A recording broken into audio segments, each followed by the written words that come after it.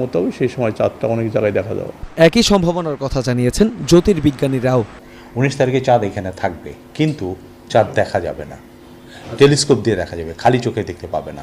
দেখতে পাবো 20 তারিখে, কিন্তু যদি গাণিতিকভাবে এটা করতে চায় ঈদ, গাণিতিকভাবে 20 তারিখে ঈদ।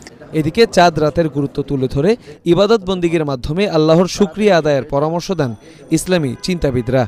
এটি ইসলামের অন্যতম একটি উৎসব, যে রাতে আল্লাহ পাক দোয়া কবুল করেন। হাদিস শরীফে আছে 5 রাতে আল্লাহ তাআলা নিশ্চিতভাবে দোয়া কবুল করে থাকেন, এর মধ্যে একটি রাত হলো ঈদের রাত। তো এই রাতে আল্লাহ তাআলার দরবারে আমরা সিজদায় পড়ে যাব, আল্লাহ পাকের দরবারে শুকরিয়া আদায় করব, ইবাদত বন্দিগিতে কাটাবো রাতটা। ঈদের দিনের সাথে এই বাদ্যযন্ত্র আর গানের আর নাচানাচির কী সম্পর্ক?